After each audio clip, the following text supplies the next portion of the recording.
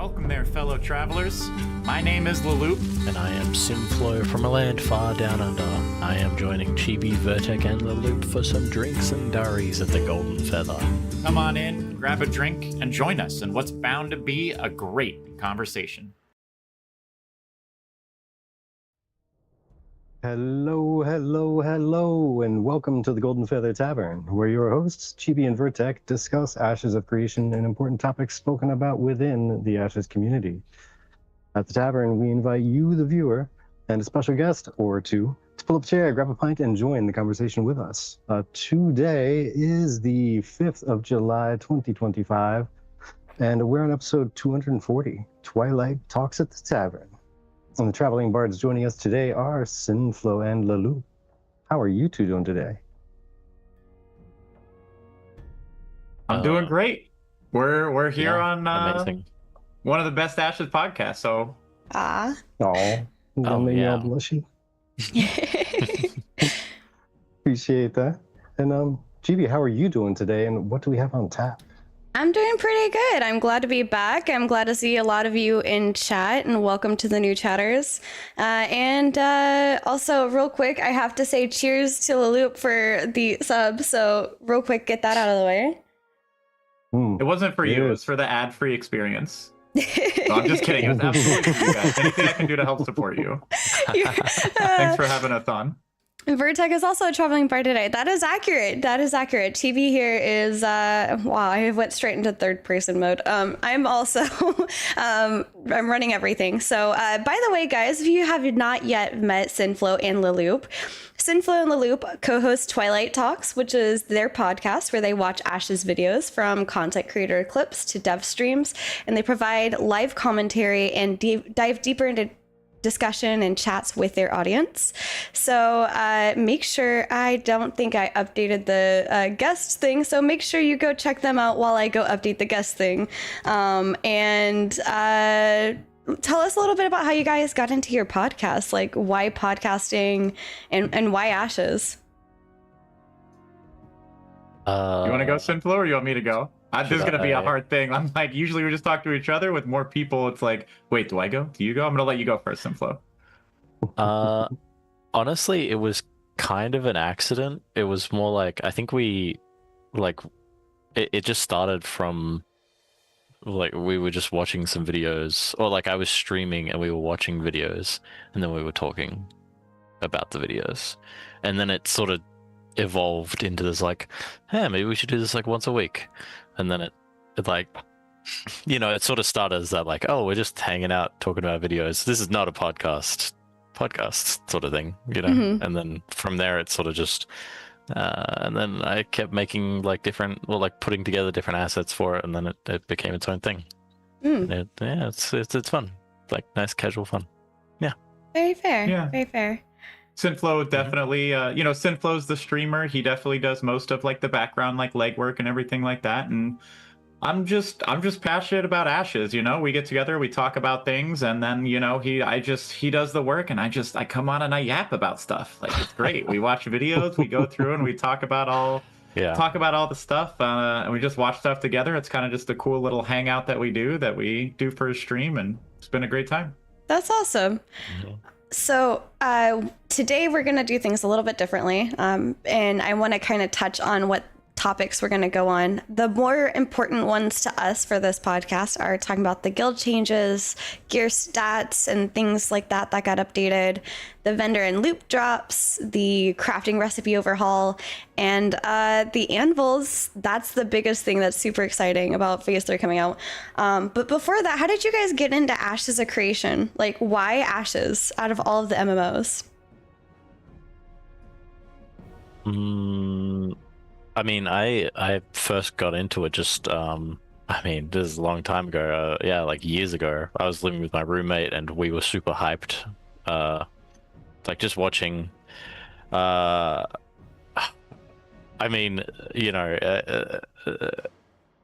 what it used to be, but, we were hyped on like, we were getting the copium dosages from Narc videos, right? Mm-hmm. It's different now, but yeah, it's been a few years. I don't know. Yeah.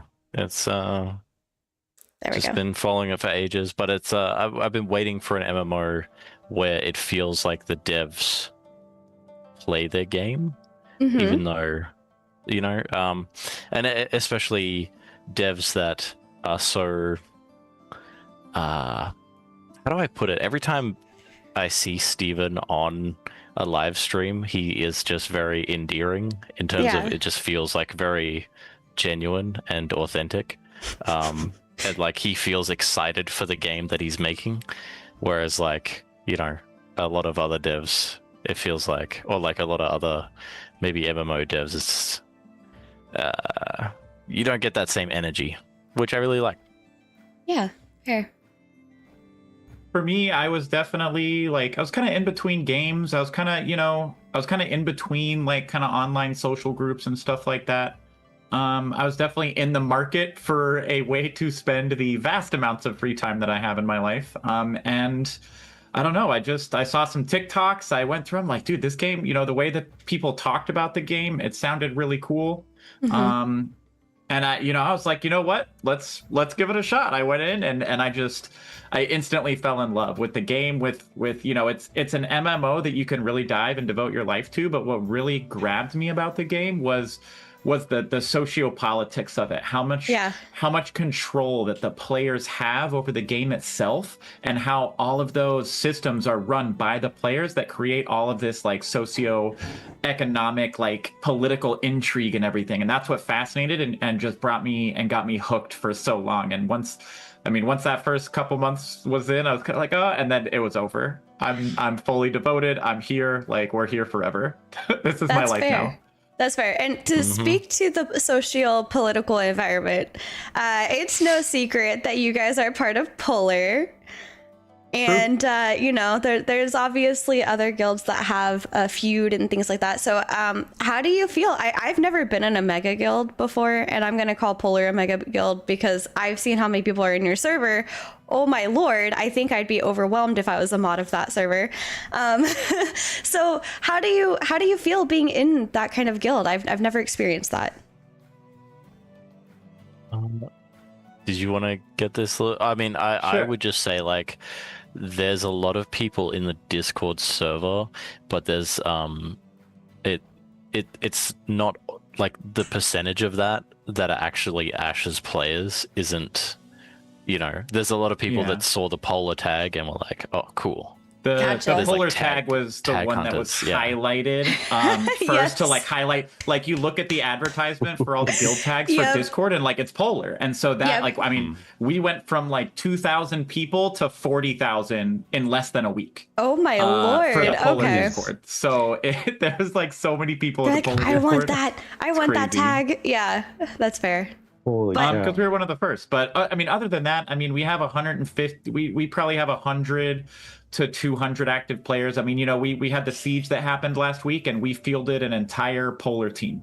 There was not a single player that was in that siege on the defense that wasn't in the Polar Guild. And with the game, we as it is right now, like that's pretty impressive. That is obviously a impressive. lot of people came back to be able to do that and log back in, but we also had several. So I mean, I'd say we probably have like 100 to 200 people, somewhere in that range. That's awesome. But it's different, Yeah. It's that we came from a guild in Nuela that was smaller. I mean, I would say we had 40 people on our best day. Maybe we had like I think at our best guild meeting, we had maybe 40 or 60 people show up, but definitely like that smaller to medium guild feel back in the good old Nuela days. And it's definitely the like Nuela coalition. honestly, one of the most like nostalgic times in Ashes that I have. It's very fair. And yeah, it was a good time, and now we're in Polar, and that's obvious. There's pluses and minuses to it, but at the same time, but honestly, like I feel like there's a lot of stuff said, but like Polar's been one of the best communities that I've been a part of. Like you see a lot of stuff and a lot of talk on the outside, but like on the inside of Polar, like it's just like any other guild. Like there's so many wholesome people inside. I've made some of the best friendships inside the guild as well, and it's kind of different. I kind of consider myself a mix of an RPer and a really cutthroat heavy PvPer, and so it's kind of interesting bringing that dynamic into a guild like Polar, who's more known for their their PvP. But I don't know. It's interesting. Nice. That's fair. I dig it. I dig it. So, when it comes to the content that you folks do, what would you say is the topic that you find yourselves returning back to and actually enjoy covering the most? Like econ stuff, PvP stuff, PvE stuff, classes, graphics, like nodes. Like, what would you say is the one that you keep coming back to, mainly because you enjoy talking about? I guess it would have to be the PvP, obviously, but yeah, I don't know. In terms of content that I'm making, I guess I describe the videos that I put out are like, I don't know. I describe it as like meme propaganda, where it's like, you know, I'll use like clips from other media and then have the usernames above them, and then I like cut that into a bunch of like PvP footage or whatever. But apart from that, I don't know. I mean, I know enjoy. Oh, you go. I mean, for me, it comes back to the PvP, but I think it's also, again, that socio-political aspect of it. And I think the biggest topic that we keep coming back to time and time again for Ashes is how do you balance that PvE versus the PvP? How do you give that PvP aspect to people that is impactful and matters, but then also make a place for the very large community that play Ashes, that are the crafters, that are the gatherers, that tend to be more on the PvE side of things. You know, this is a PvX game. It has both PvP in it and PvE. And I think that I mean, we're going to be having discussions about the balance for the next 5 years. That's going to be, I mean, it's going to keep going over and over. You know, I think right now we might be a little over-tuned towards the PvE side, but before we were tuned to the PvP side. And we just keep swinging the hammer. You know, back when, you know, the beginnings of Phase 2 and all those node wars that came up, and, you know, I said before back then, and I'll say the same thing now, if the PvP is so oppressive that someone is not able to play the game, like say there's a node war against you, and like you literally can't even make it to drop citizenship, or just by being a citizen of the node, like you can't play in and log. Like if you log in and can't play the game, that the game's a little too PvP heavy, you know, like, but you know, they've addressed that and they've done a lot of things, and now we've swung the pendulum really far on the other side. We don't really have those lawless zones to engage in. I feel like it's a little too easy to drop nodes and just completely disengage. And so I think, you know, we're going to be teetering around finding that balance, and that's always going to be a conversation we come back to. I just want to highlight this real quick. Literally says the PvP-ness is so massive you can't even see the PvE-ness. True. I think that also comes from, you know, the Riverlands is the only zone that has any POIs in it. Yeah. We only have Carfin, which performance-wise it's a little hard to get into, and then we have Befallen Forge, and even those are so, you know, we're still waiting on a lot of that PvE content. We do have world bosses, but that turns into a lot of PvP. We don't have any instance dungeons or anything like that yet. And so I definitely think there's a lot of creative like content development towards the PvE side that we haven't seen yet. Yeah, exactly. Fingers crossed. Fingers crossed. Yeah, I would love to do some instance stuff that's actually tailored. You know, how do you balance an open world PvE dungeon? You know what I mean? It's like, oh, I could just take my 40-man raid in here, and then the content's trivial. Like, yeah. Very fair. Precisely. All right, I'm gonna get our show moved on over, unless Virtek, you have any other questions. No, you know, we could probably ask questions all day as normal, but you know, we got to know people a little bit through this open chat, and we get to know them even more. We're chatting about the meaty topics too. And if you want to know more about them, you can go on to their next podcast and ask them questions too. There's their content. So gonna go ahead and swap us on over to here. All right, so the first thing I want to talk about, and this is something that a lot of us have been asking for a while, and Steven had promised it early in Phase 2, but now it's actually coming in Phase 3, and that's the guild changes that are coming. And specifically, the guild changes that I'm looking at are the fact that they are doing the inventory, the guild bank. Nice. And That's huge. we are seeing, let me, sorry, scroll down to that part. I probably should have made this as like a separate overlay. There we go. They're changing the guild bank and the skill trees, the way that the skill trees are getting progressed. So instead of having like an actual tree that you have to do this first and then you can go out and do these 2 items afterwards, you're just going to get points essentially. And you're allowed to spend those points however you want. And it allows you to better specialize your guild for guild size, player stats, PvE or PvP bonuses eventually, and being able to also expand storage size and crafting benefits and things like that. So I like this change. I think this is great because one complaint that I heard a lot from people is that the trees were very limiting and that they were essentially forced to expand their guild size instead of focusing on something else that they would prefer to have focused on. And then they went very full in depth in how the banking and storage stuff works. But those are things that I can't wait to test. There's a lot of stuff slated for post phase 3 after like the start of it. But at minimum, we're going to have like an item and material storage. And it's going to work similarly to like the global variations where like the material is at a specific node that you choose. So if you choose to open up your bank at, let's say, Halcyon, then that's where the materials are going to live. But the item inventory is kind of everywhere. And yes, Kingfish, unfortunately, there will be possibility of guild bank loot ninjaing, but post phase 3, they're going to add the like itinerary of who put stuff in and who took stuff out, etc.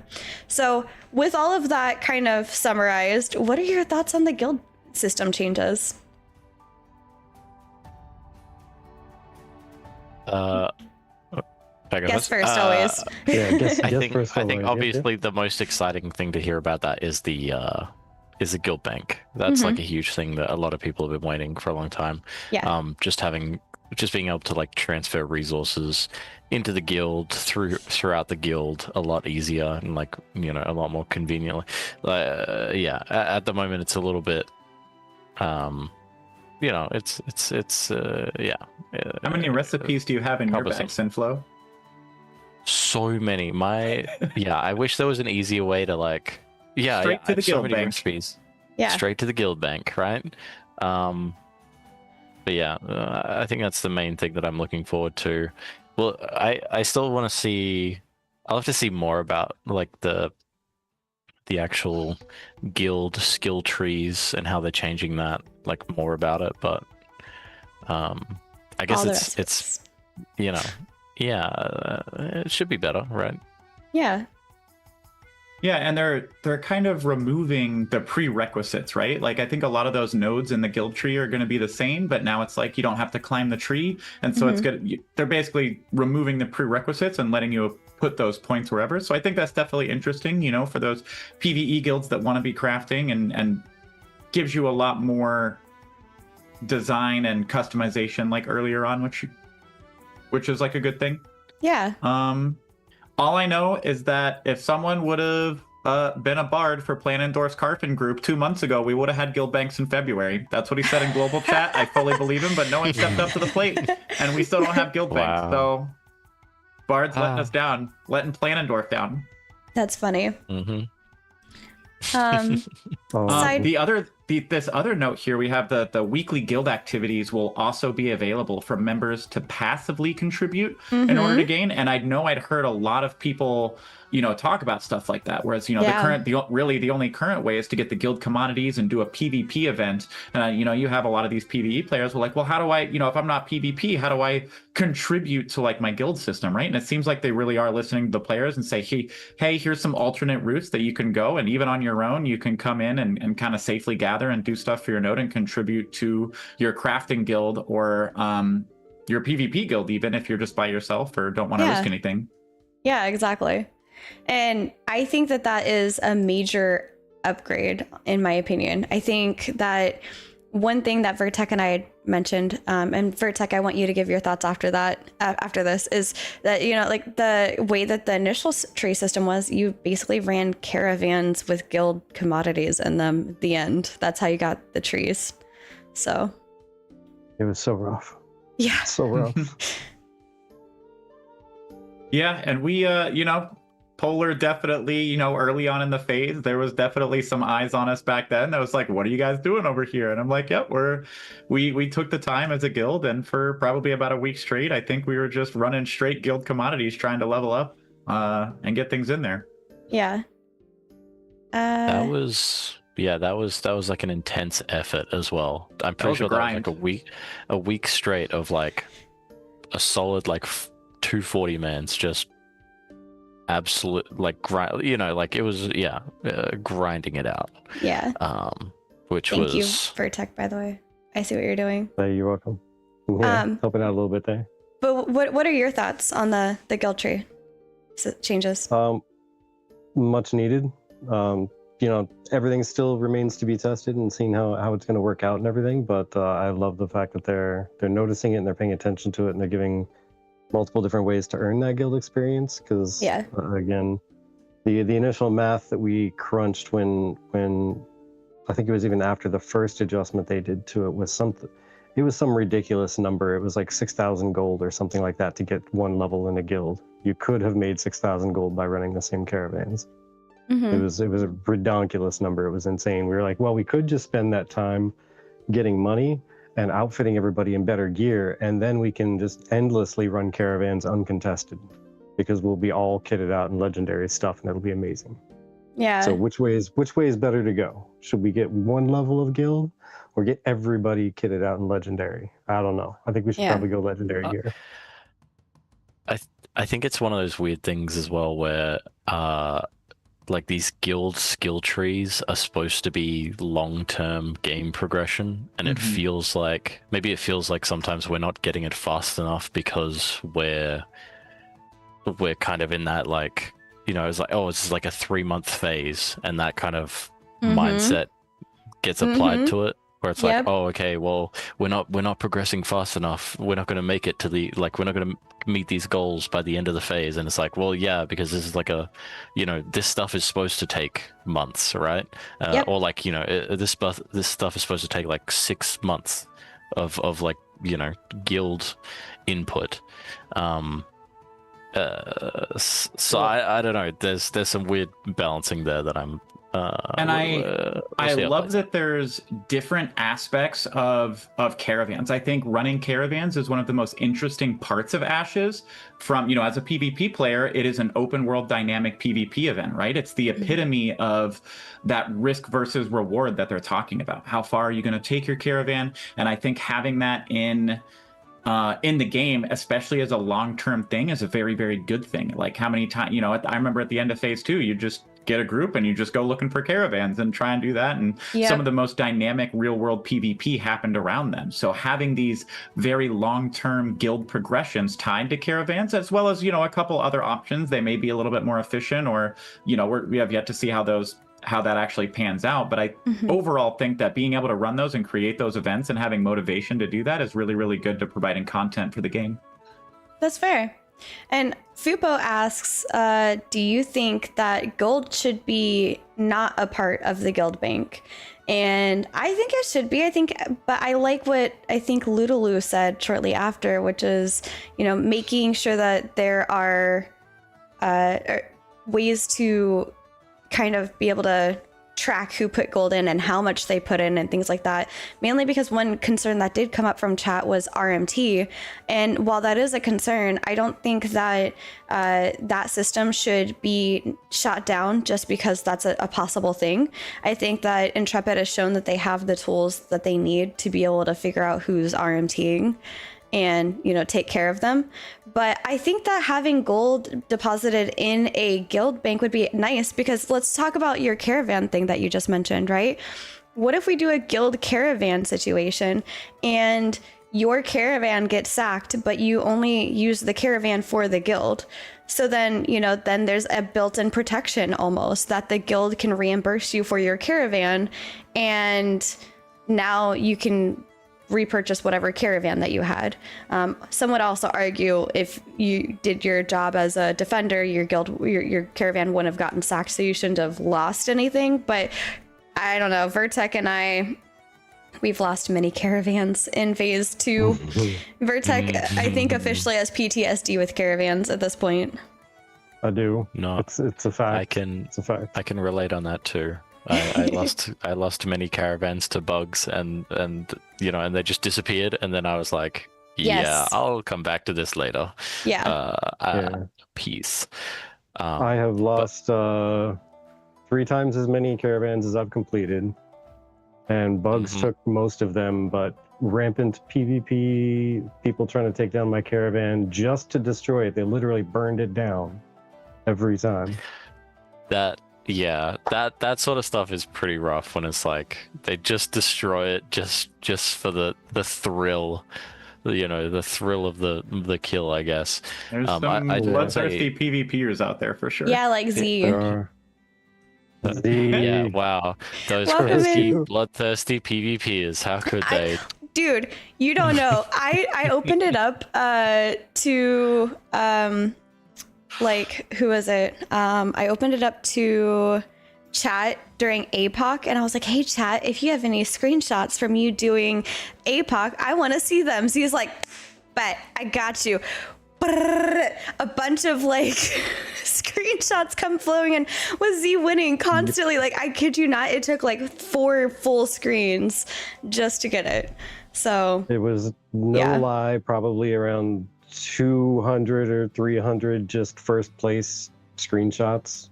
Yeah, 500. I appreciate it was 500? it. Oh my gosh. Oh my god. Also, just real quick, what Lulu said, there should be they did mention that there was going to be there's a note here, a transaction ledger. They did actually say that as well, so they're going to be putting that in, which is nice to have. I don't know, I just thought I just looped that back in there. But yeah, so there will be some sort of way to track all the inputs and outputs of the guild bank, which is nice. Yeah, exactly. So the next thing that goes into it, because you guys were talking about crafting and everything, is gear. The gear progression and the set bonuses that they changed sounds so nice. It sounds like you're going to actually be able to have much more meaningful, and it's going to also adjust how your gear works. So the example that they gave was that not only are they doing a whole overhaul on the tooltips and things like that. So yes, crafters rejoice. You will now get credit for crafting gear. But also they did a big overhaul on what the stats are and things like that. But my favorite thing from this is that not only can you mix and match stuff, but you will be able to see abilities coming from your sets. So let's see, the Carfin set and the Befallen Forge, it makes them feel like they're doing something versus just, I don't know about you, I'd get the Carfin drops and it'd be percentage back for your health, and I was like, that's cool, this life steal, but I don't really know what to do with this. But also things like bringing active effects and proc effects to them. So it distinguishes between the stat benefits and the bonuses from the sets themselves. And you might have a fire themed set that has an active ability proc related to fire, and it gives the set an identity. So I'm really excited, because that essentially is going to create very oh, he's wearing 2 pieces of this gear, or she's wearing 4 pieces of that gear. I know what that gear is. Oh my gosh, that's so cool. I love that. And then on top of that, the mix and matching that you're going to be able to do with the different set bonuses. Oh man, it's going to be amazing. It allows for a lot of character expression and gear customization, and really trying to fit into your playstyle. And any system that gives players more options is really good for the game. Yeah.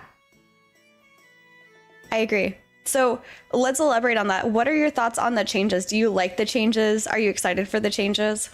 So they've been very. This is the subject I'm passionate about because I think the core identity of MMOs is progression, right? And gear is such an integral part of that concept. And so I personally think that Phase 2 had it like 90% right. There was I think the power levels definitely needed adjusted. I think there was definitely a lot that needed to be changed. But I think that systems that were needed to be tuned by maybe 20 or 30% were instead tuned by like 4,000%. And I think the big problem we have now is that DR, and I think Corey mentioned this on the stream, is that currently DR is just hitting way too soon. Like you get green gear drops and then you're hitting DR, right? Okay, that kills the progression of your character. And ultimately it makes everyone's build cookie cutter the same because it's like, okay, I have enough stats, I get this, I have 105% attack speed, I have 180% crit damage, I have 210 power, and I have blah blah, like, and everyone's stats are the same regardless of kind of the gear that you have.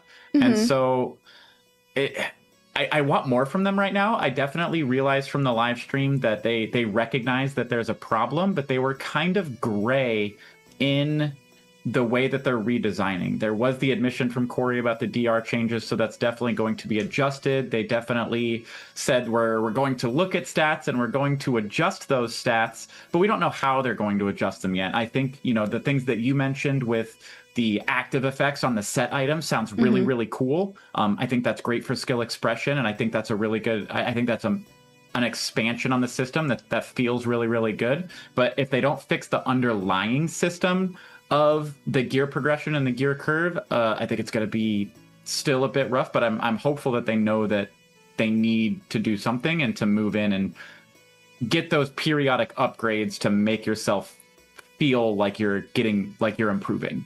Yeah. I agree. What do you think, Sinflow?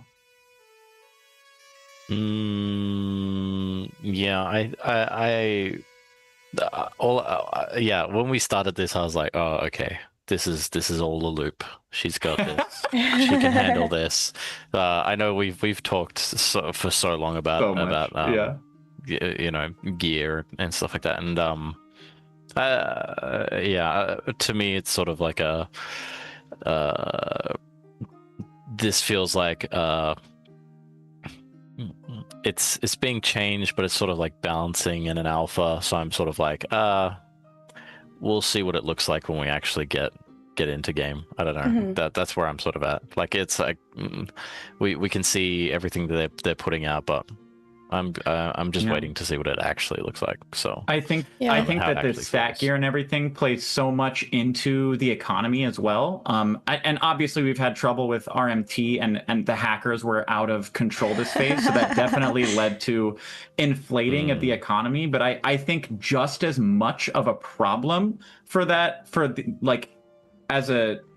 just as much of a problem for the economy inflating was the changes to enchanting. Enchanting was such a gold sink last phase. You know, we'd have tons of people that they would have 1 to 200 gold, and then they would enchant for 30 minutes and then 200 gold's gone. You know, whereas right now in the current economy, there's no gold sink. Like the only actual gold sink there is the 1,000 gold to declare sieges, repairs, and processing fees. Which, like, repairs and processing fees is absolutely minimal. How much?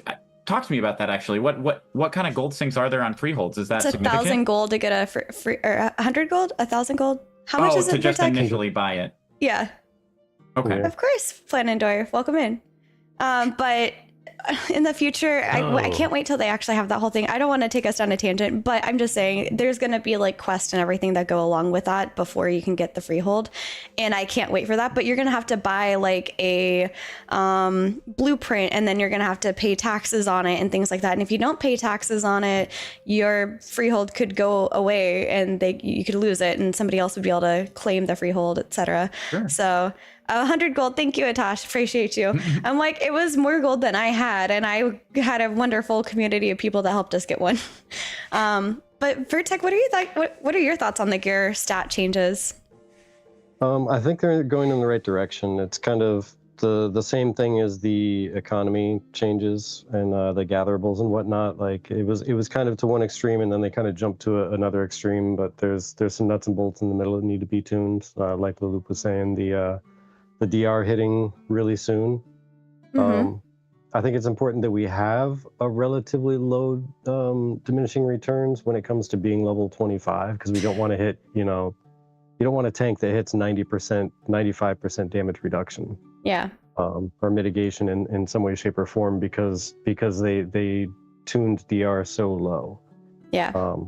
I think maybe it could be potentially a thing to where DR is scaled in a way where we can hit 95% mitigation as a tank early on at 25, but as soon as we hit level 26 without adjusting how much armor we have, that mitigation percentage diminishes as time goes on. If we never improve how much armor we have from level 25 to 50, then it's going to go from 95% damage reduction directly through mitigation all the way down to like 50%, because we never change it from level 25. Like that would be kind of cool if they scaled it that way. Yeah. That way we could hit those perfect, nice, juicy, like satisfying numbers, but we need to keep improving our gear along the way, every single level, in order to keep those numbers satisfying. Absolutely. By the way, for those of you asking, Virtek is currently wearing our travel mic, so he sounds a bit different. However, I guess now's a good chance just to kind of shout it out. We are going to PAX West this year again, and these mics we're bringing with us to do content while we're there. And if we reach, excuse me, that was weird. If we reach our sub goal that we currently have, we're gonna do a live stream from PAX West. So let us know if that's something you're interested in. And thank you guys for the support thus far. But that's why Virtek sounds weird. Does it sound bad? Like, it sounds like you're a little bit far. I think we found that you holding it in front of you sounds better. Yeah. Yeah, see, that's much clearer. Like yeah. We haven't got all the accessories, so we don't really have like a nice thing to prop this up in front of my face. Yeah, don't judge him. We're trying. But I asked everybody if they liked the June Dev stream, and most of you said yes. A couple of you said no, you weren't really all that thrilled by it, but I get it. And I think that this live stream was probably the best one that they've had so far in 2025. I want them to outdo it if they can. That would be amazing. I don't know how they're going to outdo it, but I'm excited. Probably the Summoner. I'm going to be honest. The Summoner is probably going to outdo it. There's so many people waiting for that. But the other thing I'm going to talk about is, and this is kind of a hot topic, loot drops and the vendors. And they have the new loot boxes. And so obviously we know that Ashes of Creation wants it to be where you can get gear. It's just a lower chance of getting gear off the mobs. They primarily want you to get it from the crafters. So these will typically drop items for you to do your gathering and processing, etc., more than full gear. And I appreciate that. And I also really like that at the end of the quest, you'll get like a quest loot box thing where like you can open it and it's like, what do you want? And you have like all of the options. So you pick whatever is best for you. I actually didn't expect them to do that, but I think it's a great solution to the fact that we all build our gear differently. And I think that that's going to help alleviate the issue of, oh, yay, I get gear from this quest, but I can't even use it because I'm a healer and it's rogue gear or something, which to that I was like, we'll just deconstruct it if that's the case. But hey, this is even better. You don't even have to deconstruct it. But the biggest thing that has people in uproar this last week are the quote unquote loot boxes. And we actually talked about this on our summit, and this was part of our bonus content that we had. And I kind of understood that people didn't mind the idea of loot boxes. It was what was in them specifically. And to make sure, oh my gosh, I knew this is a bad idea. I should have just swapped you two.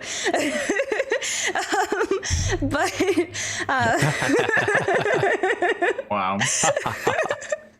But basically, though, the idea was chat being inappropriate. I'm sorry. But the basic idea was that like you have this loot box, you're supposed to be able to get random items from inside the loot box, like a material or something, and people didn't like that. They didn't like the materials being in there. They wanted stuff that artisans can't make, and dyes and things like that. So with all of this encompassed, what are your thoughts on the loot changes and these new loot box things? The loot boxes, so there was a lot to unpack there, right? Like there's the differences in the loot boxes and being able to choose some of the loot that you want, and then there was the differences in those loot boxes and that loot being lesser quality than like the crafting gear and stuff, right? So I don't know. I honestly don't know too much about the loot boxes in general. I thought it was just kind of this way to kind of periodically get gear while you're kind of leveling and crafting up, but it wasn't going to be any like medium or like high grade gear or anything like that, is it? They said that it had a chance to, basically from what I understood, and Intrepid, y'all can correct me if I'm wrong, but it would typically be low tier. But if you, let's say you go out to the roaming lawless zone, which I know is another hot topic from the community this last week, anywhere where the risk is higher and the reward is higher, you have a chance of getting the higher tier things, like a higher chance, but they're still much lower than the common, or the low tier, I mean. So the low tier is gonna be the most common, the medium tier is gonna be the next common, and then the high tier is the lowest common. But those are all like squished, where like this is how much commonality you have, and then the rest of the commonality of what's gonna drop is a material compared to just the items. So if you look at the item percentage of dropping, let's say you've got a 1% chance, the rest of 99% is going to be a material with a 1%, and then within that 1% you have a higher chance of the 1% being low tier, etc., if that makes any sense. Okay. I mean, I think the overall mix of like the mobs dropping different kind of things, especially as we get back into crafting, like I remember in phase 2, like you would be farming those materials and getting the green or the blues, like the item would drop and you would be like upset about it, right? Because everyone like kind of had it, like everybody wanted like the material to be able to farm that and craft like those higher end items. And I think overall that the changes that they're making to the drops, right, is what they said. It comes down to, we want them to drop items so you still get that hit a dopamine when you're leveling up and you get that fill that slot or to get that slight upgrade or whatever. But then you have that long-term goal where, okay, halfway through the phase, this now shifts, right? I no longer want the items. I've moved on to a different stage of my character's development, and now I want that material instead. And I think that gives everything kind of its own little place to be able to make everything worthwhile at a certain point, and so that nothing feels like it's empty or whatever. And so I think it's really, really good for like a really good feeling and a really, really good change as far as mob drops and stuff like that goes. So I'm really excited for it. Yeah. Yeah, I mean, this, like, the changes they have here sound kind of exactly what I was looking for. Like, when I was grinding mobs this phase of, 2.5, I was sort of saying like, oh, I don't mind if the drop rate for items is low, but if they could have like crafting materials drop from mobs as well, that'd be great. And this kind of sounds exactly like what we're getting. And also, but it also sounds like commons will actually be common again, right? Yeah. Which is nice. Love that. Make commons common again. Yeah, make commons common again. That would be nice. Thank you. And maybe some even uncommons. Throw some uncommons in there. Like, that's the thing, is like I don't mind if it's like, oh, if you're just grinding mobs and that's all you're doing, it's like, okay, everything, eventually you get to this point where everything you have is just going to be like uncommon. Maybe you'll find like one rare. Okay, whatever. Right? But then it's like, once you start getting into that, I know the tiers have sort of been changed and the names have been changed, whatever, but like once you start getting to those like higher rarity stuff, it's like, okay, now you have to start delving into the crafting, right? Yeah. And I think that's good, right? And then at that point you start getting deeper. But yeah, definitely in this phase it felt rough when yeah, there was just a lot of spinning plates wobbling where it was like, okay, crafting doesn't feel great, and you're supposed to get all your gear from that, and then farming doesn't feel great because nothing ever drops. Well, not nothing ever, but you know, like it was very. We'll call it famine. We'll call it. It was a famine feeling, you know, where it's like, okay, yeah. Yeah. So I think this is a good direction, honestly.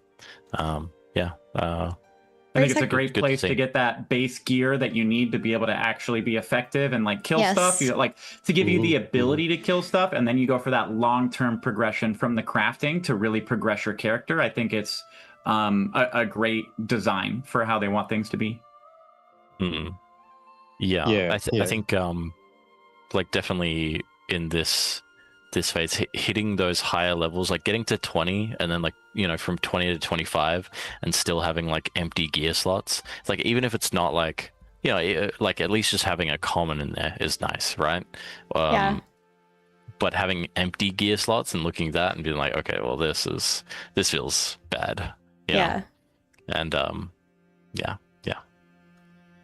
yeah, and that's kind of where I'm sitting with everything. Is my vision of what PvX actually means. Like, this is a PvX game and crafting matters and all this and that. It doesn't mean that crafting needs to be the only source of gear, right? It doesn't mean that PvP should dominate everything, PvE should dominate everything. It should actually be an even distribution, so that there's a lot of different play styles that interact with each other.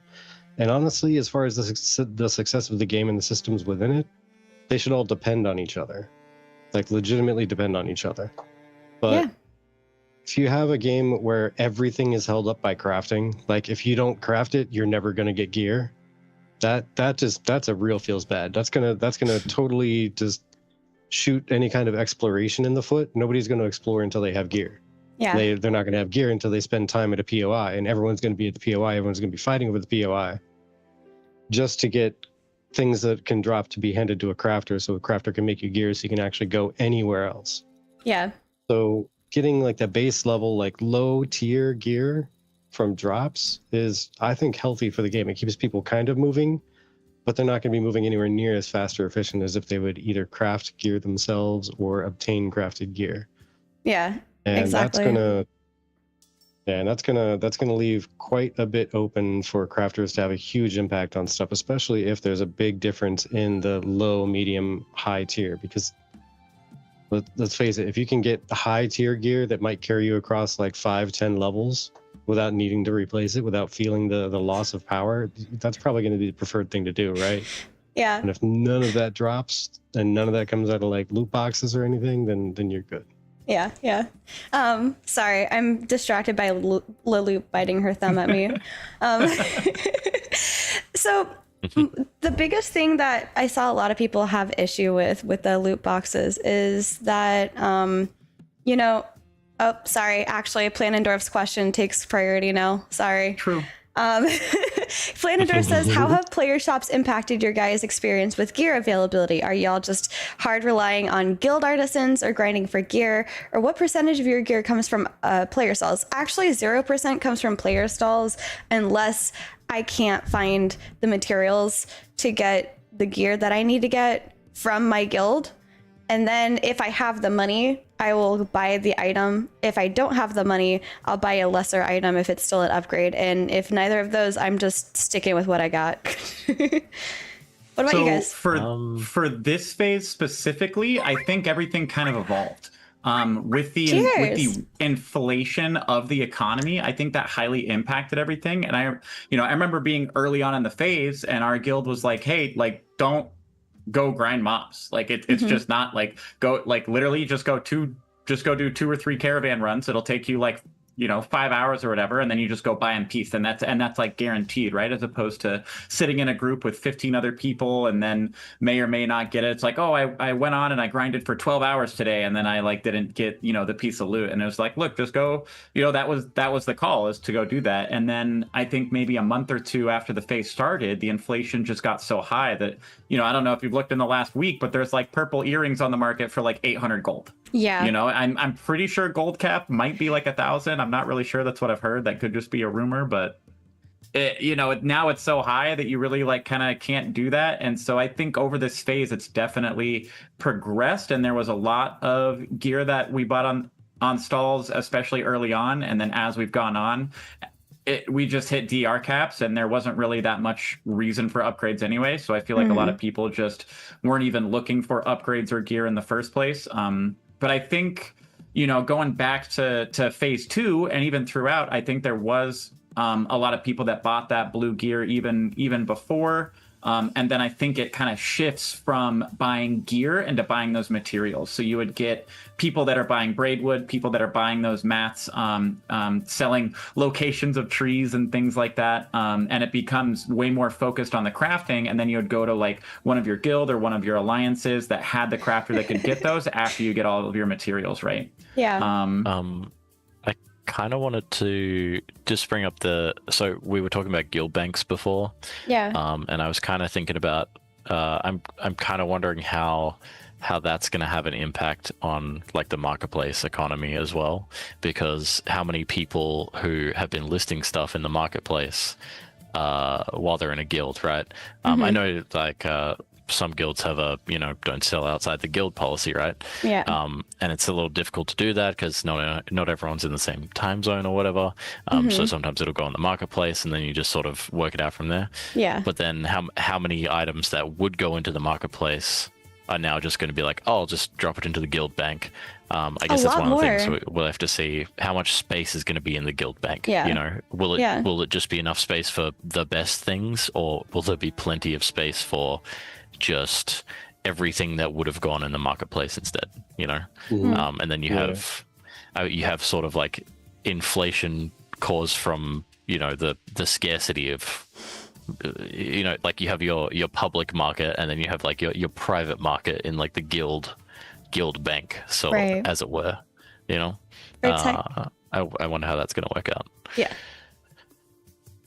I think my personal experience with where I get my stuff has been, it kind of depends on how much money I have at the moment and what exactly I need. I'll usually comb through like the player stalls and look for anybody who put something up that just has no clue what it's worth. Be it a component for something I'm trying to build or a completed item. Like if they have a purple something that was crafted and they're just like, whatever, I built it out of things I found, and I just don't know that this is actually a 70 gold item. I'm putting it up for 12 or 15 or 20. Okay, I'll grab that right now. If nothing else, I'll flip it and make some more money. But I when it comes to preference, though, I've always preferred to try to either gather my own materials and then buy what materials I don't personally gather from the marketplace or from a guildie, and then get a guildie to craft it. And that's the direction I usually like to go. But if no one's able to craft it, or if I just find something cheaper, I'll buy it off the stall the stall marketplace. Absolutely. Sorry. I noticed that I'm suddenly like dark looking compared to everybody else, but I'm being distracted. That's all. I think that it's important because, like, again, if you have the guild banks and everything, like, I absolutely will see a lot less stuff go onto the market. And instead, perhaps, hey, if you want this, just toss X amount of gold into the coffers for the guild and it's yours. Etc. Like I'm donating this to the guild, etc. My green screen's also not broken. Yeah, thank you. I'll figure it out. I don't know what's going on right now. It's not that big of a deal. So I guess this kind of brings us over to the crafting and recipe overhaul that Intrepid shared, which is huge. And let me try and find an image that I want to share. But overall, the way that the crafting and everything is going to work is that you're gonna have your new grades of gear, but your tier of, or your level name of what you're doing for artisan is staying the same. And I'll put up a graphic up here so that you guys can see it. It's the start of evil, Chibi. But I'll put it up there so that you guys can see it. But basically, thank you, Plannin. Basically, they're overhauling it so that the low tier stuff will be a lot more accessible, and I can't wait to see how that's done, honestly. And the mid and high tier is going to require a lot more community. Sorry, I'm getting distracted by chat while I'm explaining this. It's going to require a lot more community effort and working together and building up a node and building up these buildings and things like that. So I think that this overhaul is huge. But what are your thoughts on that?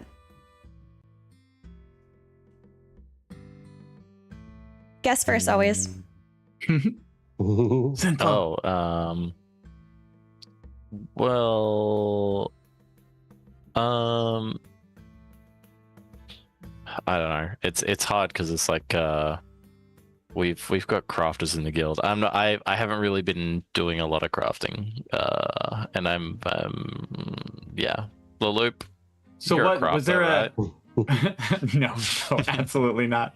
I do a little bit of gathering sometimes, but like the only thing that's actually made me gather is when like, oh, like Winstead is knocking down the lumberjack station, so you only have a week, and then my ADHD is like, oh, well, I better level my lumberjacking while I can. But that's like the only time I'll actually have the motivation to go and level my lumberjacking is when it's possible I won't ever be able to do it again. But did you have a was there a specific question in there, or should I just go talk about general about the crafting changes? Yeah, the question was, how do you feel about the crafting changes?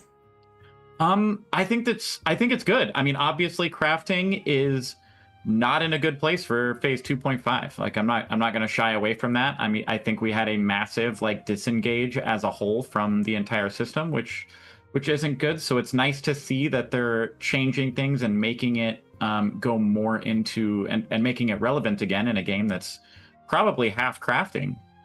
I think I think it goes back to the drops. I think, just touching back on, I think it's really good to get very common items that you can use to fill slots. It feels good to get items that drop. And then over the lifetime of the phase, you're now going for those materials and going for those long-term crafting feel. I think that crafting gives a really, really good sense of incremental progression. So today I logged on and, it took me a long time, but and I farmed for 3 or 4 hours, but I hit a legendary braidwood tree today. I got 5 legendary braidwood. I'm coming a little bit closer to getting, the materials I need to make that weapon. I've made a percentage-wise progress on this improvement that I need, which I think is really good. Yeah. As far as these artisan levels, here's one thing that I'd love to get your guys' opinion on. But, we have novice, apprentice, and journeyman that can make the gear that's associated with their level. And then we have this low, mid, and high tier gear in between them all. And so, you have low, mid, and high tier novice gear, low, mid, and high tier apprentice gear. Now, my question is mid or high tier novice gear going to be better quality and better stats than low tier apprentice gear? Because then we have some sort of overlap, right? Like if I went in and crafted high tier apprentice gear, while I'm leveling, and then we go and we are farming those journeyman drops or whatever, are those level 25 mobs in Forge going to drop gear that's better than the time I spent farming for all my apprentice stuff? Mm-hmm. So I feel like these gears should possibly have, I would like them to see a little bit of overlap, but I'm curious what you guys think about the relative strength between the tiers and level of gear. Now, the additional question I would have that I don't think it's been addressed is what's happening to the common, uncommon, rare, epic, etc., etc. What's happening with those? Because if we're gonna have a low, mid, and high tier taking over all those other tiers of quality, then it's going to be a lot more basic. If it's going to be in addition to all of those, and we're going to have a low, mid, and high tier for complication as far as the mats are concerned, but then you can also have like a mid-tier epic and a mid-tier legendary, or a high-tier legendary, or a low-tier rare. I think that's gonna make things very, very interesting. So here's another kind of basic question I had too: is it possible that low, mid, and high tier items are already in the game?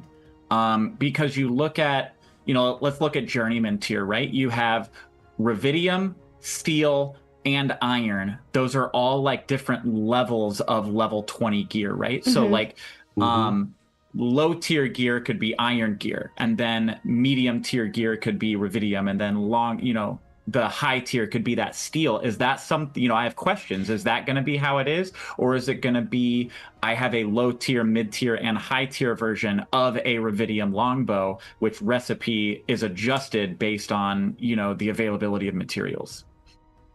I think Yeah.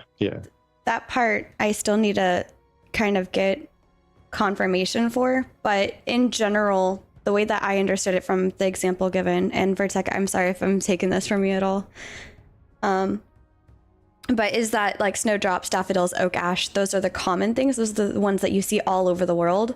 And so I think they're adjusting it to prioritize those things for like the low tier, so that way it's easier for us to just craft our own stuff instead of relying on like finding flax and stuff just to get gear.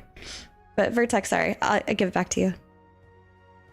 Yeah, I was just gonna say basically the same thing to follow up on what Laloop was saying, which is, yeah, I think some of that stuff already kind of exists, because you'll see going from the level 10 to 20 range, there already is like the Sanctus, and then there's the Ashen Haunt. Like they're on two totally different tiers as far as quality goes. Like absolutely. Well, yeah, and so I think that you kind of have like exists in there.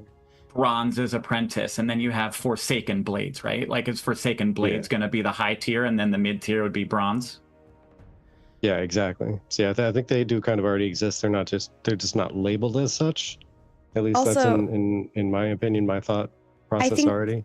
I think the recipes need to be adjusted to properly introduce it, because again, some of the higher tier materials that we're going to be seeing are only like the bigger drops from, like, let's say a boss mob or from unlocking things, etc. Like emblems, etc. Like, yeah, I think that they're kind of in there. They're just playing around with the material resources that we get and adjusting what that means for gear.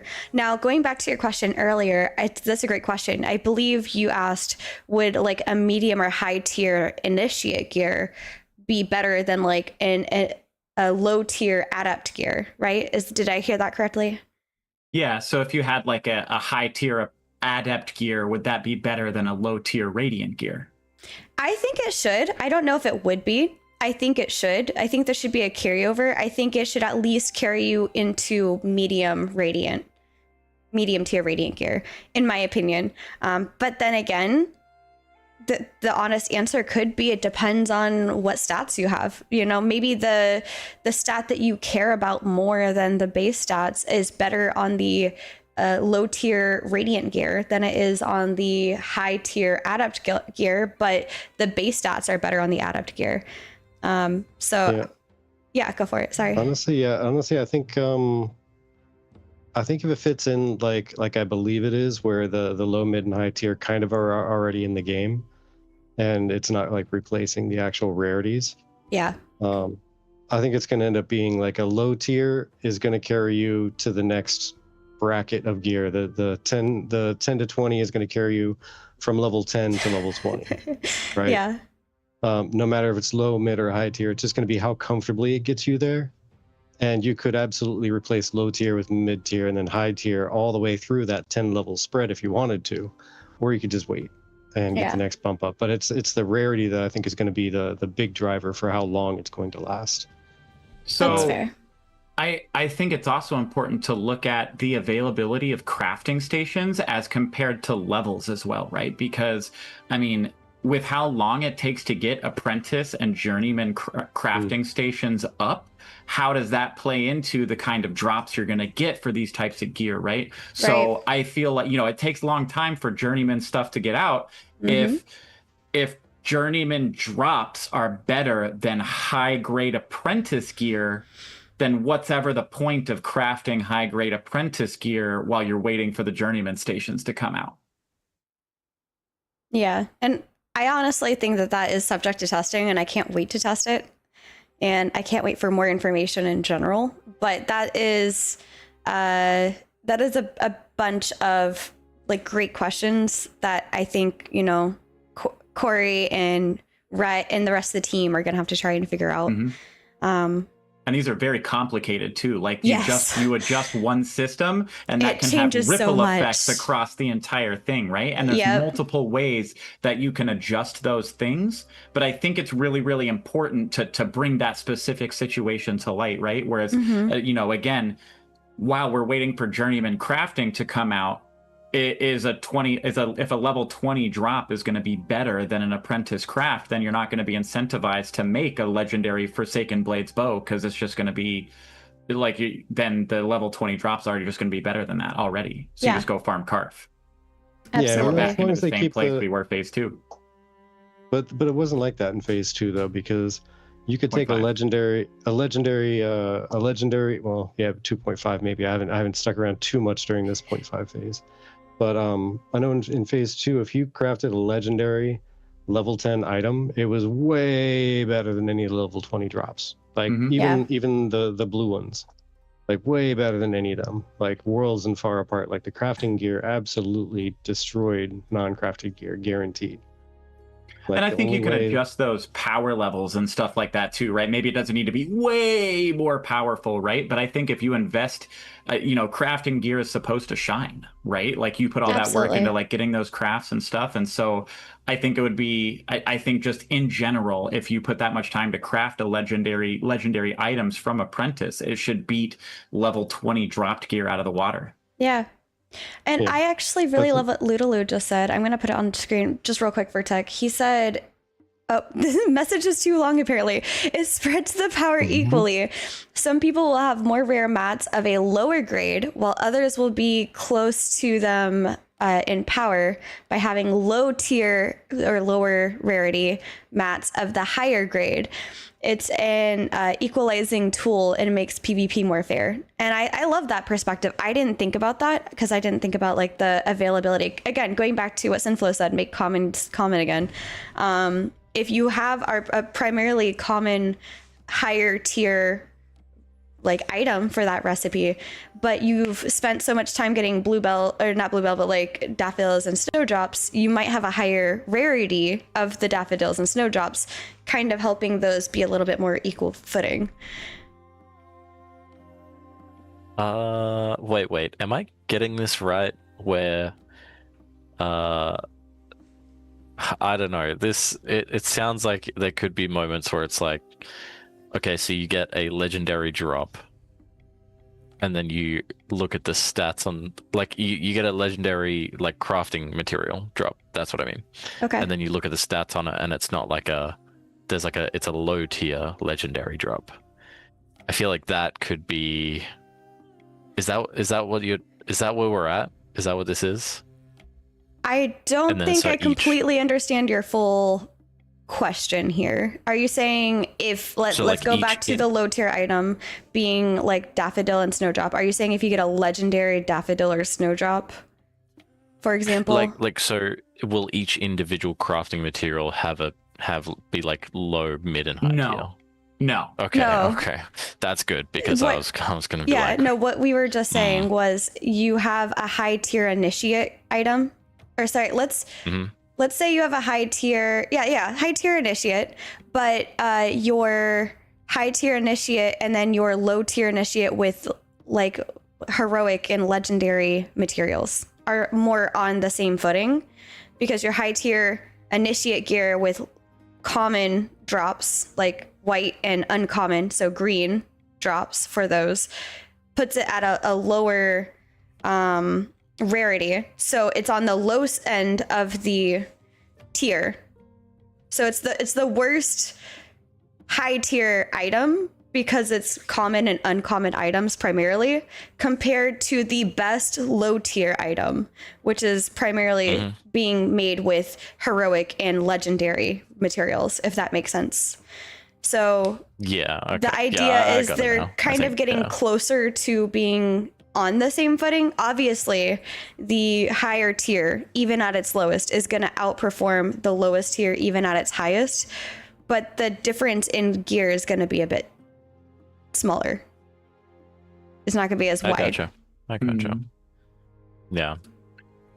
Because I thought I don't know. I thought it was going to be more weighted towards like materials, right? So like you need like the high tier items would require flax of the novice That's tier, what I understood. but then yeah, Mhm. and then the low tier would require the daffodil and snowdrop. So it's not Yeah. about the rarities of the daffodil and snowdrop, it's about the recipe requiring the more rare flax as opposed to daffodil or snowdrop for the high tier items.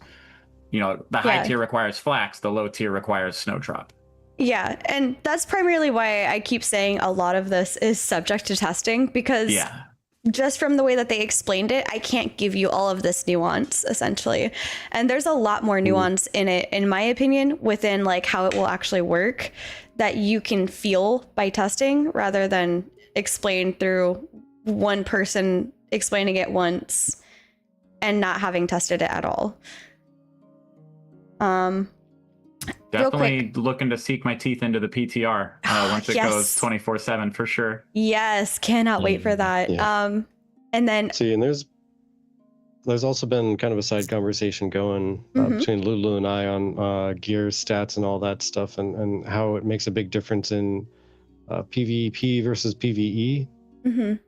And what's your folks' take on that? Like, should there be a narrower power band for PvP than there is for PvE? Because PvE, you obviously want a broad power band, or else every level 12 is going to start going after, Firebrand, because it's not a wide power band up to 25, right? right. They're level 12, they're halfway there, they get really good gear for level 12, and they can take down Firebrand because it's a narrow power band. It's not that epic world boss anymore, but a narrower power band, apparently, and I say apparently because, I don't know, I've always felt good with having a broad power band between gear sets for PvP, but some other folks say it should be more narrow to make it more fair and balanced. Do you feel the same? I would just be careful about that. I think the narrow, if I'm understanding the verbiage right, I think the narrower the power band, as you put it, the less sense of accomplishment you get from your progression.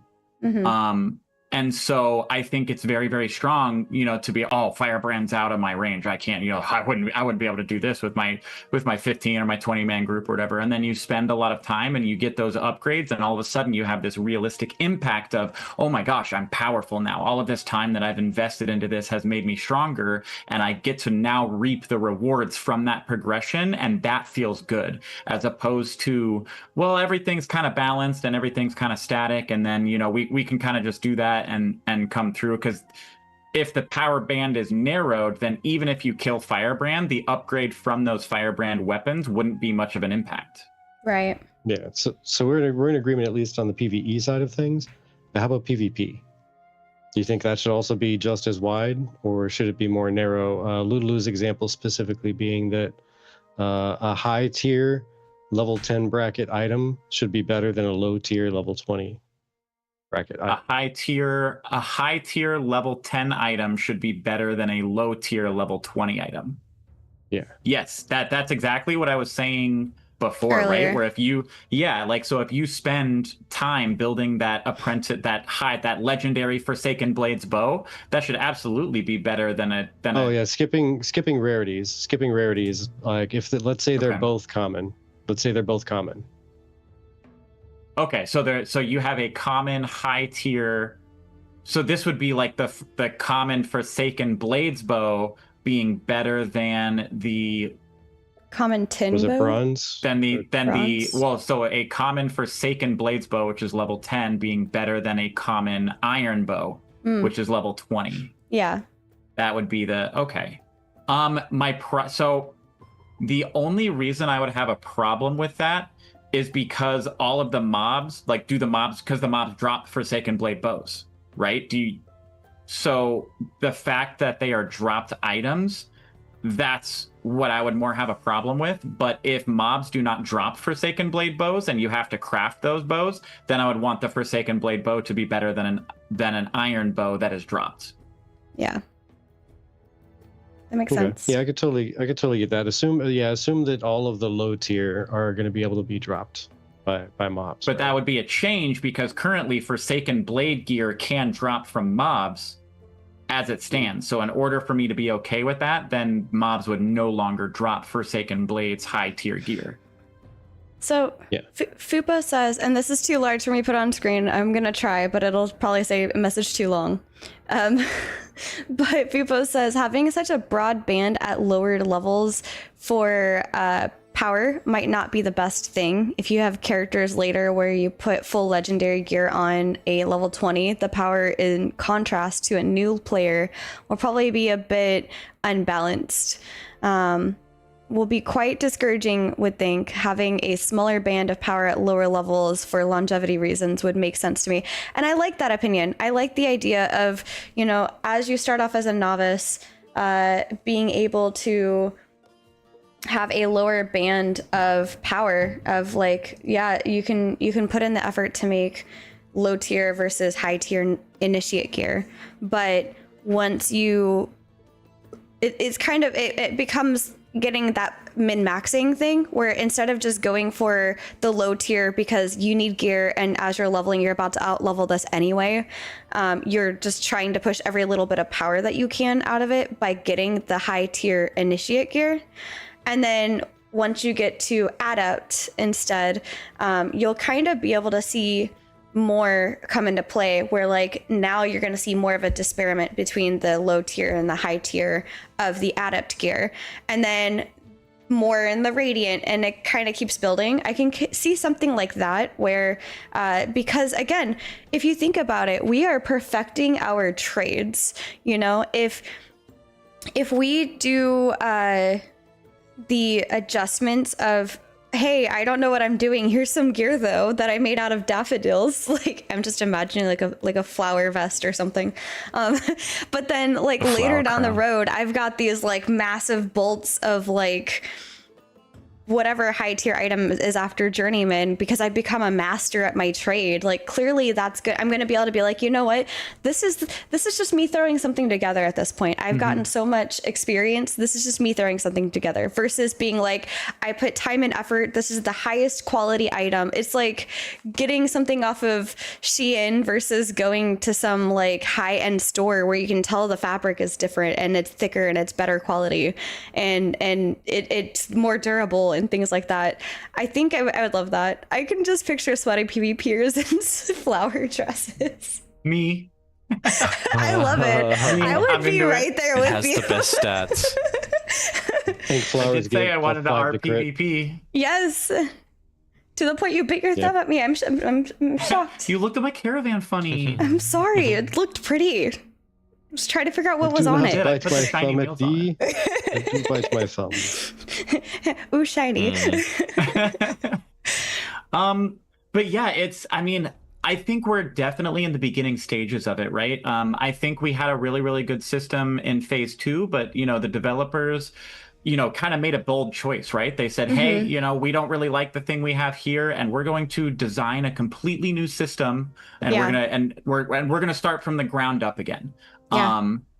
You know, instead of tweaking. And so we are kind of in the beginnings of huge changes of how these systems are going to work right now, right? So I think mainly the main goal of what we have is to get back to a fundamental system that works first off, and then a lot of these other changes and adjustments and how things should work that we're talking about, those are some smaller balance tuning and balance changes that then we can adjust like over time without reinventing the entire system again. Exactly. So, you know, I'll be looking forward to get on the PTR and at least trying to guide the basic principles of how these systems work so that they're at least in a functional state, and then we can adjust and go from there. Absolutely. Yeah. Either way, I'm happy to test out some new stuff because it's going to be a fun change either way. You can tell they're putting some serious thought into it and really trying to dig down, and that's important because this is going to be a system that's going to hold up a lot of the game, right? Yeah. Like And econ and crafting, it's going to be a huge staple. And speaking of a huge staple, hello, Gut Square, welcome in. Another huge staple that they are changing in phase 3 is they are adding the Anvil starting area. And actually, on our summit, Steven had confirmed, or reconfirmed rather, that there is still intended, just as an FYI in case you haven't heard, there's still intended to have a max concurrent player of 8 to 10K. So that's not changing for those of you that maybe missed our summit or haven't heard. Yeah. So I know that there's been a lot of talk about mega servers and stuff as of late from the community, but the and big... is that from, sorry, I didn't mean to interrupt. I'm just, so that's, that 8 to 10K number is for both continents. Is that right? It should be for Max the whole world. concurrent Yep. Per realm. Yeah. Yep. Interesting. Which, and it's important just for reference. I mean, the first week of phase 2.5, they had a largest concurrent population of 8,100. Yeah, 8,100. And so we had, I mean, arguably from their vision, that start was 4 to 5 times more crowded than their ultimate intention is for these servers to be. Yes, exactly. Yep. Yep. And also, I just want to bring it up in case, again, somebody missed it. That was the largest number of people on one single server for even UE 5. Mm-hmm. So Intrepid not only broke their own goals, but UE 5's like goals too. So that's pretty cool. But my favorite thing about the Anvils is that they are including a whole lot more quests. We're about to have 28 quests and 16 events and 8 pocket dungeons, with 2 being added shortly after launch of phase 3 to include a total of 10 pocket dungeons. And I love it, honestly. The adjustments or not the adjustments, but the sneak peeks that they showed on screen with like the little pencil art, I don't know how to call it, like the sketches. Yeah, the sketches of the starting zones and stuff like that. Like the concept designs and stuff. Yeah, the concepts. I really loved the concepts that they showed off, and I loved the new area. I mean, freaking Erwin and I on PTR were trying every possible spot along the border, going all the way from the ocean all the way through to Halcyon, trying to get into the Anvils, and we couldn't find one weekend spot. Great job, Intrepid, but we got a lot of sneak peeks. It was pretty wintry over there. Mayors trying to fly their way into, trying to see if they could get a sneak peek, but they locked it down tight. Yeah, they did. But I just imagine one hole in the bubble, just one hole in the bubble. Yes, just one tiny hole. All of Dune Hold is like, let me in. We yearn for the mines. Yes. But what are your thoughts on that? Like, not only do we get the Nikua race with that, but we get like the 2 distinct areas, and then on top of that, it's supposed to play into your background a little bit more, which for our role players in chat, you guys love that. I love being able to add like my character's backgrounds, but yeah, you have like this whole background thing, and then you choose your starting zone. So what are your thoughts? Are you excited for that?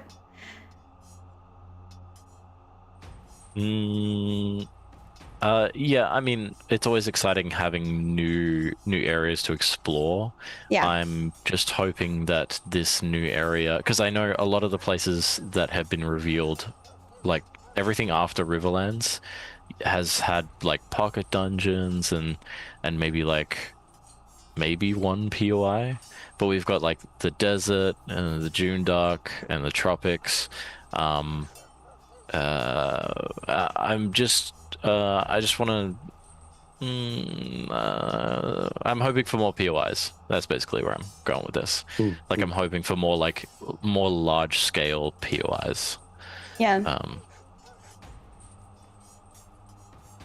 Yeah, no, I definitely think, I know the devs have said they were wanting to wait on a lot of, they were waiting on more POIs to get stuff in, but I mean, now we have the Riverlands, and we have tons of POIs, right? We got Steelbloom, we got Karf, we got Daragal Estates, we got Cephilion, and then they released the desert, and then they released the tropics, and then they released the forest, and now it's the rest of the map is starting to feel a little empty in comparison. And there's a few pocket dungeons that I really love, but it doesn't beat a full-fledged story of those POI. And I think, honestly, the most functional part of the dev team right now is these zones coming out, because the worlds actually do look really good. They are pumping out content extremely fast in the last couple months for these huge zones that are coming, and the POIs are what really give them that special flavor and that special feel. And for one, I can't wait for our new Mayor Thogli to be in charge of the entire region. To be honest, do they have a mayor Primarch of the entire region? Because I know who I'd vote for. Yeah, fair. Did you see the what was it? I think it was in I think you might have posted somewhere. The Dunehold posted, you know, Oh, maybe they're they're doing some news- messages with Yes. Intrepid. So, you know. Yeah, I'm so excited. I can't wait. I can't wait to see what that entails. That should be interesting and fun. Ooh. They also did say that the Anvil's like starting area would be inside of a cave. And I don't know about you, but Yes. the one thing I'm concerned about is like camera work, like the camera inside inside of the cave. That's with one the thing walls that I'm and like, everything. how is that going to go? Mountain, not like, cave. Deep Well, in you the have to start with mountains. mountain. You have to Inside start the with mountain. Carpin too, right? Where like you would be like behind a banner, and all of a sudden your camera's blocked off because you're too far back. You like the camera Right. gets pushed up against the wall, and then there's some texture on the wall that blocks your camera view. Mm-hmm. That's something I'm I'm kind of concerned about. I want to see how that's something like because it happens, right? You'll like move the camera, like what Laloop was just saying, like you'll move your camera in front of like a signpost or something, and then it just zooms in on the signpost, and it's like, okay, what's gonna happen when we're and sometimes like you'll be in a building or whatever, and you have to like awkwardly angle the camera to, you know, be able to see just anything. And if you're inside a mountain, if you're inside a mountain where there's, you know, it's probably going to be, it's all indoors, right? So I don't know. Unless it's going to be like a you know, inside a mountain, it's going to be like a vast expanse inside the mountain that's like One of the other things that I am not looking forward to is how, you know, they're introducing fall damage. I hate fall damage. I'm going to die so much. I already have. And the Anvils is going to be a very vertical section, right? You know, I was that person when I played Skyrim, and I just try and like straight line it, and you like can't do that. But I'd try to do it anyway, and you go over. So I think that's going to be a huge part of the personality of that zone, right? Is these big vertical drops, these big vertical places to get up, to get down. I think it's going to be interesting and provide a very, very unique flavor and experience to that zone in particular. Yeah, this is why I need gliders to be in the game, and I need to be able to summon a glider mid-fall if I can time it well enough. For sure. Because I like to climb things. I like to climb all the things. And I also tend to look down from the thing I climbed and go, ooh, what's that? And I want to jump to it without taking an hour to climb back down to where I was. So I need gliders. Chat is saying that they chat's saying that they need gliders right about now. And the current guess is that they're probably working on gliders that they're making us take fall damage. But Literally says he calls it mountain goating. Oh my gosh, yes, pretty much. But like honestly, that's something that has been being tested on PTR this last week, is fall damage and things like that, and momentum. And I didn't really like it too much.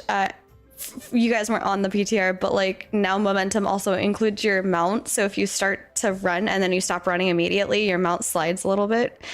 So I called it slip and slide, which felt really weird for me. And I gave that opinion in the feedback. I'm going to throw what if any devs are still watching. I have one more request, and that is to keep your momentum on disengages, because nothing feels worse than when you're disengaging midair and then you're like disengage, and then you just like drop and you lose all of your momentum for it.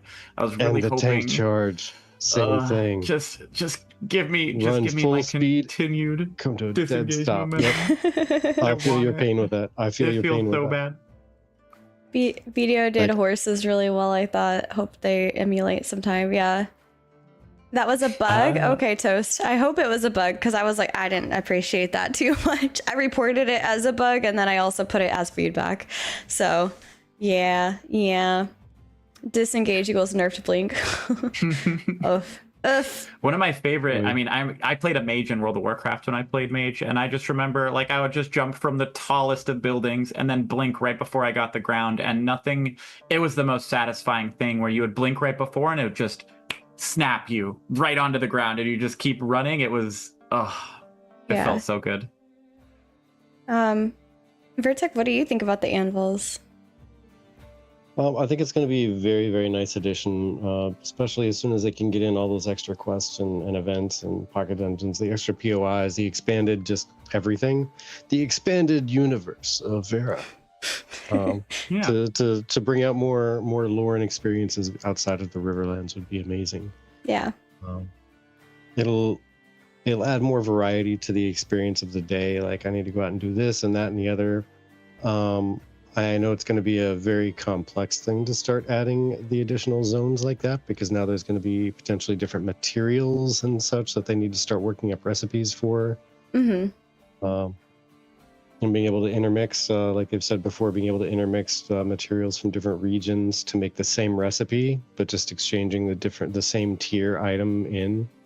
Like a different kind of tree would be replacing willow to make the same exact recipe, but a different flavor of it. Yeah. Like it's going to be a pretty big undertaking with all the interconnectedness they have, but it's gonna also add that much more expansiveness to what you can go out and just do, what people are going to want to go out and do, and add more things that people are going to want to contest. Like, I'm curious, what does Anvil's gear look like? Yeah. Just literally the visual appearance, and what type of stats does it have? Like, what's it gonna buff? We saw the necrotic stuff out of Carfin, and we saw just straight like full tilt stat adjustments to some of the gear in a Fallen Forge, right? Mm-hmm. And then the other stuff gave you just fire, and like what's the other stuff gonna be? Should be interesting. I want to see. Yeah. Maybe it'll be a lot more DR reduction. Horizontal. Yeah, there you go. Maybe it'll be a wide range of horizontal progression between the different areas, and that'll be pretty cool. That'll scratch some itches for people. Yeah. I'm especially really interested, as we get these new zones out, to get all of the different materials. Because when we were in the Riverlands, we just had willow. Now we have willow. Now we have whatever the one in the desert is. I forget the medium tier. But then you have the Jundark, which is like I forget that one. All I remember is the dragon tree from the tropics. But as you get, 4 different apprentice tier woods, and you get 4 different journeyman tier woods, and then interesting, how is that going to play into the crafting of the different items? Maybe this really high tier item is going to make you need braidwood and Joshua tree and like coconut tree, these, and make you travel the world for them. And as the world gets bigger, that's going to be a much larger investment. Yeah. Yeah. But yeah, that Intrepid has released a lot of really big things for Phase 3, and there's more that we haven't even covered. We had a couple of other topics on the slate, like the gatherable updates, the PvP changes, the crate system, etc. I think we'll talk more about that on Tuesday, or actually, sorry, Monday. For those of you that don't know, I'm currently running things. Tuesday, I'm busy. Virtek's not home, so neither of us are going to be around to stream on Tuesday. So instead, I asked you guys on Discord, and you asked for a Tavern talk on Monday instead of Tuesday. So that's what we're going to do. But yeah, we'll bring those topics on over into Monday to discuss them. But as a reminder, in case you guys did not know, Intrepid does have PTR open available for everybody who is an Alpha 2 user at the moment. If you do not see the PTR channels in the main Ashes of Creation Discord, please reach out to Vaknar or Roshan. I had a friend who technically had Alpha 2 access, but then couldn't see the channel. So I want to put that out there just in case. If you guys if you don't see those, make sure you reach out to Vaknar and Roshan if you have access to the Shoal server, for example. And then I'm going to do some reminders real quick as we go to wrap up. We have our weekly shows Monday and Tuesdays. Monday, we hang out and play games. Obviously, this week is going to be a little bit different. But then Tuesdays, we have our Tavern Talks. And if you haven't heard of those are us opening the doors to all of our regulars and offer them a chance to be a part of the show. And it's an open invitation. So even you, Laloop, and Sinflow, should you ever want to join us, it is Tuesdays at 9 p.m. Eastern, although this time it's going to be Monday at 9 p.m. Eastern. And It's just where we all come in, we hang out. There's not much structure to the show. We're forcing them to join, yes, by like calling them out repeatedly in chat pockets. But we open it so that you guys can come in and share your thoughts and just chill. And there's not really an outline. We're just going with the flow of like whatever we're going to talk about. Yeah, sounds like Twilight Talks. Yeah, a little bit different still, but pretty much, yeah. Whoa. Whoa. We're gonna keep with our theme of covering whatever is going on that week, but we just invite more people on instead of it being like a structured thing. I love that. And then our next podcast, if you liked this kind of content, is the 19th, and we'll be having the Hidden Dagger Inn as our next guest. So if you're interested in that, we just had him on our summit. If you haven't heard of him yet, so feel free to check that out if you want to see. That was last week, and I see that you made a comment somewhere. Let me pull this down. I just got a notification that a comment was made on the doc. Sorry. Okay. Either way, how about you guys? I might have pressed spacebar. Okay. I was like, what is this? Either way, I would like you guys to go ahead and share where people can find you, and also what is your main takeaway from our podcast today? Like, what's the biggest thing that you're most excited for?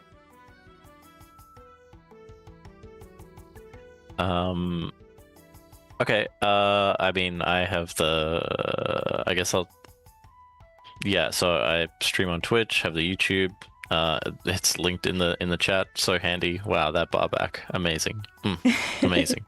Barback's a superhero. I think, just in a general sense, all of the changes that they're looking at making here, it feels like it's going in the right direction, whereas when phase 2.5 started and we started playing it and we got the feel for it, it didn't feel like it was going in a great direction, right? But and I guess that was just like the pendulum swinging, right? And now we're coming back and it feels better, right?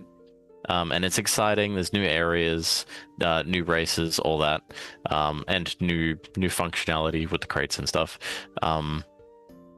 But I think it feels like it's going in a better direction, which makes me optimistic and hopeful. And I think it's great. Cool. Well, I'm Laloop. You can find me mainly on Discord. I do have a Twitch channel, but I don't stream or do anything with it anymore. I just make Sinflow do all the work. I come on, I yap about stuff. We do a podcast. We should be doing one this week, I believe. Starting back up after a while. We are looking forward to doing a lot of content once Phase 3 actually comes out. Yeah. So pay attention for that kind of stuff. As far as the development of the game, it does feel, unfortunately, it does feel like Phase 2.5 was a huge step back. But I mean, I think that's because they're redesigning a lot of their systems. I think they've kind of waited to implement a lot of these new systems coming out because of, the redesign work on the systems that they had. And I'm looking forward to getting these systems up and functional again. I love new zones. I love new POIs and all of that. But if the underlying core and the function of the game isn't there, then it doesn't mean much. So I'm looking forward to really dig into all these functional systems. The new crate system is going to be good. I'm looking forward for crafting to be back, for enchanting to be back, and these main gameplay loops that we all love so much in Phase 2 to come back as well and make the game feel really alive and world and player controlled and everything. So I'm looking forward to seeing what they're doing. I definitely think they realized a lot of the problems that they had, and I'm hopeful for Phase 3. I think they realized a lot of the problems. I think they're hopefully going to fix that, and we're going to start seeing a lot more of these instrumental system fixes implemented and then balanced and ironed out over time. So yeah. Virtek, any takeaways? Takeaways. To be honest, I think the loop kind of summarized a whole bunch of what I was thinking. So there's that. So I'll re-summarize. There's a lot of stuff changing, moving caravans and all that being development. So We are something. Development is caravan in motion. I forget how you phrased it in the video there, Chibi. Yeah. But Archivist Chibi is amazing, by the way. If you guys haven't seen it, definitely check that video out. Archivist Chibi is a masterpiece. Virtek wanted me to put in an update, like, just, hey, by the way, things have changed since I made this video. And so I was like, well, I don't know how to do that in a good way. And he was like, oh, you just like make a video at the beginning and just says, hey, you know, things changed. And I was like, well, what if I make it like a nerdy person that's like, actually, this thing changed since like I'm making this. So like Archivist Chibi has become a thing, and she apparently already has a little fan base. So I guess we'll see more Archivist Chibi in the future. She done created an actually character. I did. I love it. I love it. Actually. But yeah, like there's plenty of stuff that's changing and changing for the better. They're on the right path, and they're experimenting around as alphas should be used for. In case those who don't know what an alpha is, that's what an alpha is. Yeah. And I'm enjoying it. I mean, there's going to be times where people are going to want to tap out because this changes or that changes, and they're like, hey, this is going to be a rough patch. That's cool. Save your burnout for later. Yep. That's fine. Take a break. Come back when it's back in a place that you like, and we'll move onward. Yeah. Aside from that, definitely want to always take the time to thank everybody for their time. Sinflow, Laloop, thank you for joining us. Thanks for having fantastic. It's been a great conversation. You're welcome back anytime. Especially as Chibi said, Tavern Talk Tuesdays, usually about 15 minutes from now, but on Tuesdays instead of Saturdays. Yep. And so it's you're free to hop in and hop out as you please. If you can only join for an hour, join for an hour. Shoot the breeze and then dip. Take off. It's fine. Mm-hmm. Yeah. My biggest takeaway from all of this is that Intrepid has definitely been cooking. And people have been saying that they feel like there's a lack of communication from Intrepid. And I don't know if you've ever talked to somebody who's really busy. They'll kind of give you like the bare minimum answer, whatever will give you the answer that you're asking, at least, without necessarily giving you like full conversations around it. So it's like, hey, is this still on the roadmap? Yep. Okay, cool. Like, that's all you get, because like they're busy working on stuff. And I think that's kind of what Intrepid did a little bit. Not to like knock them or anything. I'm just saying they definitely had that lower communication compared to phase 1 or going into phase 1. And I can tell because they were super, super, super, super busy, and it shows. And I'm excited to test these. And you guys at Intrepid, if you're hearing this, great job. This is a banger of a change, and I can't wait to see how it feels, and I can't wait to break it. Honestly, I want to break it so badly. Let's let's find all the ways that we can break your toy, I guess, in the name of testing. Everybody knows how violent Chibi is, and here she is. Oh just my announcing it to the world. I'm not violent. I'm just I just want the playground to be safe for everyone, okay, Chibi? I just want to make sure it works in the future, because like if you're paying for access to the playground, wouldn't you want to make sure the seesaw doesn't make somebody go fly off? Come on. That's half the fun of a seesaw, all right? Oh my god, no. Oh man. Anyway, have you not been to the circus? Have you not seen how the gosh. seesaws work there? They are so much more fun than the small playground ones. Okay. No, I'm not becoming a murder hobo, you guys. She was probably a menace on the merry-go-round, let me tell you. That's what I'm getting from this. I think that needs to be a new title. I don't care who earns it, that needs to be a new title. Merry-go-round menace. The merry-go-round menace. Yeah. Yes, But I also want to say She would do good in Polar, with all that bloodthirsty PvP. I have no bloodthirst, let me tell you. If you actually see me in Ashes and you flag up, I'm running the other direction, okay? I'm all bark and no bite. But I was gonna say, this is your fault, guys, by the way. I'm like a little bit shy about this, but we have a new YouTube channel now. and it is roleplay TGFTavern YouTube, and I'm gonna start making some content over there. And if you like roleplay content, feel free to follow it. I guess it would mean the world. But all of this happened because Nithrum came in and was talking about role playing with me, and then Vale misunderstood what I said and asked if I had a RP YouTube, and I said no. I was saying I like to RP with you too. Well, now I have an RP YouTube, so if you guys like that idea, please support us. Let me know if that's something you're interested in. But also, Steven. Tavern IRP. Yep, TGFTavern IRP. And Steven let the cat out of the bag, but we're going to have Steven on in the near future. We just don't know when. I just subscribed. Aw, thank you. Aw, you guys are making me blush. Near future has the soon TM on it. Yeah, soon TM basically is what I was going to say. We're having Steven on soon TM. I don't know when. Mhm. So The Sandal Lord himself. The Sandal Lord himself, yes. As soon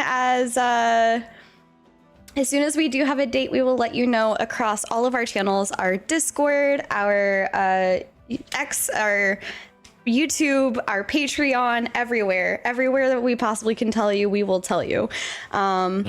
You guys are too awesome. Oh my gosh, thank you. And yes, Oracle technically was our very first subscriber. But I just want to say you guys are super, super awesome. And if you guys that came and joined and chatted with us, if you liked this kind of content, you want to help support us, you guys being here chatting with us is literally the biggest support we could possibly have. We just hit 1K on our YouTube. We can't do that without people. I literally said this on X. We can't have a tavern without the patrons. I mean, we could have tavern without patrons, but it would be an empty tavern and it'd be very boring and very sad. So we have traveling bards like Laloop and Sinflow who come and regale us with their wonderful tales. And then we also have the wonderful patrons that come through and chat with us and give your thoughts and things like that. And if you tossed a coin to the feather, that helps all of this run. So whether that's through Twitch subscriptions, YouTube memberships, Patreon subscriptions, or Discord subscriptions, all of that gets funneled into one place, and you guys have a patron only chat for that goes back straight into the podcast so that we can continue making it better. So thank you so much for that, and cheers to the last 6 years, guys. Congratulations. Thank you. I'm so excited. She's got a secret little shelf underneath the bar there where she keeps all her drinks. You're gonna pull out the good stuff for Steven. Get him nice and drunk. Get him to spill all of the secrets. It's gonna be great. The top shelf bubbly water. Yes, yes. Which Virtek actually did make bubbly water, so yeah. And as Mr. Newtastic says, you can't have a tavern without drinks, and which we are working on. A lot of the funding right now that we're getting is to Virtek starting up the mead again, so we can have homemade mead again. Oh yeah, I heard about the mead. It's really, really yummy. It should be good. Yeah. All right, Virtek, who are we rating? Well, if folks can feel free to toss out your input there, but I know currently I'm looking at we got a Thogli, a Dusty Y, or an Istrig. I mean, I saw Thogli, Yeah. I think we should give it to the Thogli. I think we gotta transfer over to our future mayor of the Dunhold region. You know, right? Also, I don't know if we said this before, but again, thank you so much for having us on. We really appreciate it. This was just such a fabulously great experience to come on and get to talk to you about everything. And maybe we'll have to have you on Twilight Talk sometime as well. We'll see. That would be awesome. Yeah. That'd be fun. Let's. I concur with the Thogli raid idea. Let me get his username on my page real quick. Get that queued up. Thank you, everybody, for spending your time with us. You are amazing. It is your most valuable commodity, and you only get it once. You can spend it once, it's gone. You do not get refunds, and you spent it here. We hope it was worthwhile, because we do not offer refunds. Because, as I said, you cannot give them, and we would not if we could. God, I love that outro. It's a pretty good outro, I have to say. It's all him, honestly. So good. But yeah, thank you guys so much. We'll see you around. I'll be going live tomorrow with a subscriber-only stream where we're going to talk about my thoughts on the PvP changes. So that'll be this next month's video. So we'll see you then. In the meantime, go check out Sinflow and Laloop and enjoy. Bye. Take care, everybody. Bye. Bye.